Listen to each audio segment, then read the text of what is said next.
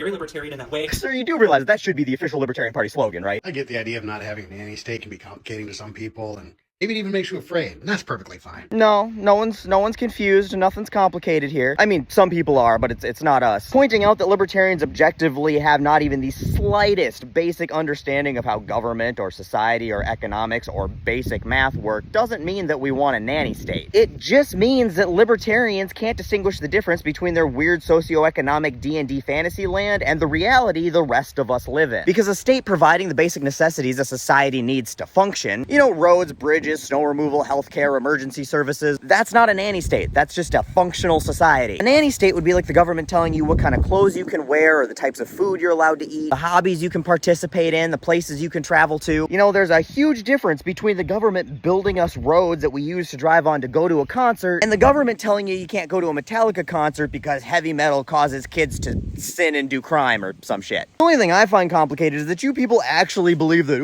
community-funded fire departments are scary. That is genuinely weird. Anyway, you were saying? But to take a shot at libertarians and then to go and talk about Trump and conservatives the whole time is really just telling me you have no idea what libertarianism even is. No, I'm well aware of what libertarians are. They're just Republicans who have even worse economic policy and want to be able to legally get high and have relations with children. Or they're privileged teenage to 20-something-year-old white dudes who have literally no idea what libertarianism is either, but they call themselves one. But you're right, Trump's not a libertarian, so I shouldn't have spent all of that time talking about his policies when I was talking about libertarians. The funny thing is I was gonna talk about all of those libertarian policies the last libertarian president passed, but then I remembered there's never fucking been one. So instead, I talked about Trump's policies because the video I was responding to was a libertarian shit-talking Kamala's economic policies, which seems to be a trend with libertarians. They spend a lot of fucking time shit-talking liberal economic policies they don't understand at all, but y'all get real fucking quiet every time Republicans take away all those personal liberties you pretend to care so much about. And I hate to burst your bubble, but Gary Johnson isn't gonna be president, so if y'all spend all of your time shit-talking Democrats, you are, by extension, supporting Republicans. Which makes sense, because y'all are just really Republicans who don't want to admit that you're Republicans because you're rightfully embarrassed to be considered Republican. But all of us who don't fit into the traditional two-party system, myself included, only have one real option to make political change. And that's to push for it within the parties that align most politically with our ideologies. Because it's going to come down to one of those two parties' policies, and whether you like it or not, you are supporting and attempting to influence in some way that policy. So those are the policies we have to talk about. But I know that can be complicated and scary for some people, and I understand. The whole debt and deficits thing don't matter is kind of this new modern monetary theory thing. And I've always been of the school of thought that if something sounds too good to be true, it probably is. No, the government can just spend all the money it wants and rack up all the debt it wants to, and there'll be no consequences. No, that's not what I said at all. That's just what you feel I said, because all of your things are based on feelings, which is why you spent no time in this video talking about actual policy, and it's only 59 seconds long. I did specifically say that there is consequences to running up debt too quickly. That comes in the way of inflation. I can do and have done an entire video on that specifically,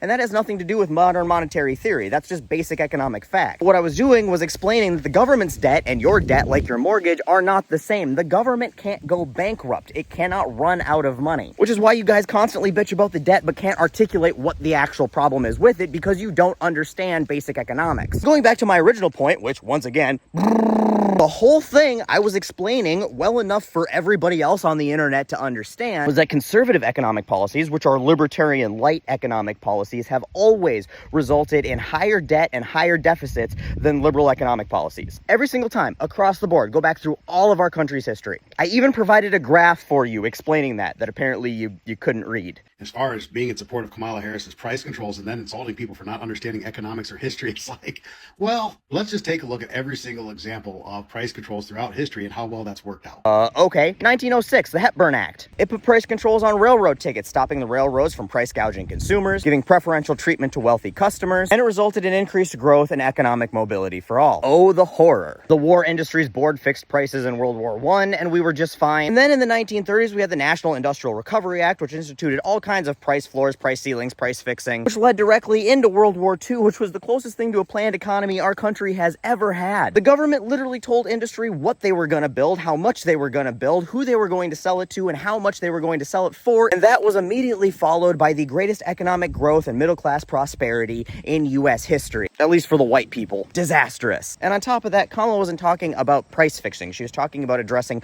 price gouging. And that can be done in a lot of different ways, like enforcing antitrust laws we already have on the books to increase competition and not allow corporations to control a market where they can charge whatever they want. Once again, just the slightest understanding of economics and history, and all of this wouldn't be happening to you right now. By the way, Democrats have been in control of the White House for 12 of the last 16 years, but don't worry, Kamala will fix it. I never suggested she would fix it because I understand how government works and understand that that is not even a remote possibility in the next 4 to 8 years. I just suggested she won't fuck it up as bad as Republicans have, where Democrats have had to spend 12 of the past 16 years fixing the economy they left in shambles. And I explained all of that with historical facts and statistics. But golf clap for you trying there, Cupcake. I'll probably do something a little bit longer as a rebuttal to this video later, but this one just happened to get under my skin a little bit. Oh, great. Make sure you start it off with a joke. A libertarian walks into a bear. Then go on and explain to us how much of a raging success the Grafton, New Hampshire libertarian experiment was. Because remember, that's the only place libertarian policies have ever actually been implemented. And it ended up with the town being broke and overrun with trash and bears. Because, you can't have the government doing nanny state stuff like trash pickup. Anyway, I hope I spent enough time talking about libertarians for you this time. Wouldn't want to get under your skin.